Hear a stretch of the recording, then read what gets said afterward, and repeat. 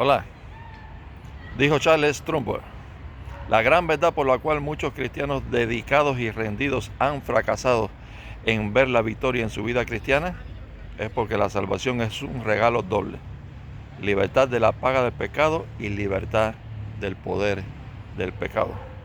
Todos los cristianos han recibido en Cristo como su Salvador la libertad de la paga de sus pecados y han recibido esto como un don directo de Dios. Pero muchos cristianos aún no se han dado cuenta de que pueden, de la misma manera y por medio de la misma clase de fe y en el mismo Dios Salvador, recibir aquí y ahora la libertad del poder de sus pecados, la cual fue ganada para ellos por medio de su Salvador en la cruz y en su victoriosa resurrección.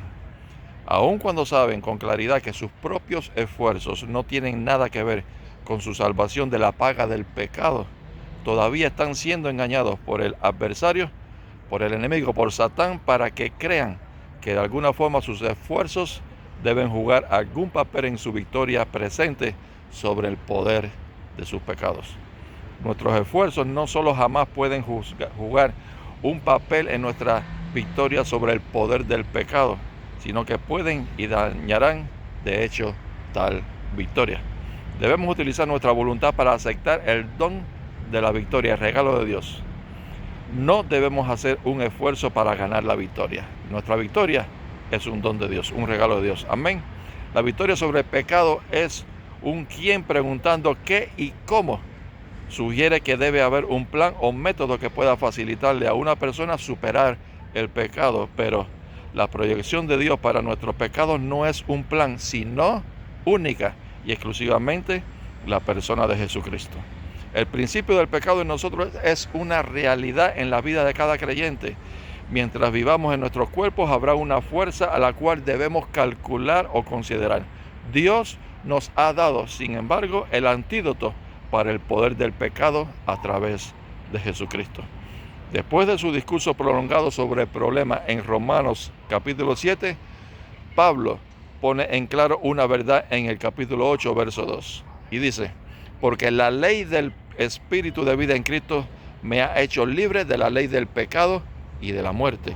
En cada momento en que dependemos totalmente de Él para expresar su vida a través de nosotros, experimentaremos victoria sobre el pecado. No le quitemos nunca la gloria a Dios. Cuando el hombre es exaltado, desaparecen los méritos de Cristo. Legalismo es reconocer lo que hace el hombre, pero gracia es Jesús en el centro de todo y de todos. ¿Cuál es tu posición? Con Cristo, dice la palabra, estoy juntamente crucificado y ya no vivo yo, dice Pablo, mas vive Cristo en mí. Y lo que ahora vivo en la carne, lo vivo en la fe del Hijo de Dios, el cual me amó y se entregó a sí mismo por mí.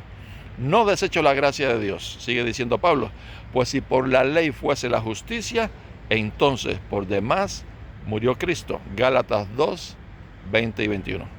Mientras más sobresalgamos nosotros, menos brillará Jesús. Y gracia es una persona, Jesucristo, mas la ley es otra persona. Puede que no sientas que tu naturaleza pecaminosa está muerta, pero Dios dice que lo está. Y eso de ninguna manera quiere decir que vas a vivir una vida perfecta y sin pecado. Quiere decir que ya no es tu naturaleza el vivir una vida habitual de pecado.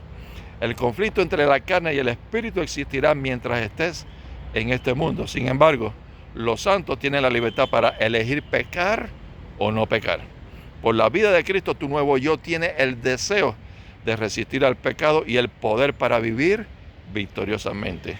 ¿Cuál es la fuente que le da vida al espíritu? No es otra, sino Cristo mismo. Cuando uno se vuelve a Él con arrepentimiento y fe, su espíritu viene al espíritu de una persona que le da vida. Puesto que es la presencia de Jesús en el espíritu la que le da vida, nuestra identidad es sencillamente que estamos en Cristo. Él se convierte en nuestra vida, porque en Él vivimos, dice la palabra, y nos movemos y somos, como algunos de vuestros poetas también han dicho, porque el linaje suyo somos. Hechos 17, 28. Tenemos el poder contra el pecado en nuestra vida, y ese poder Y ese poder es Jesús, cuando lo hacemos el centro de toda nuestra existencia. Amén. Gloria a Dios.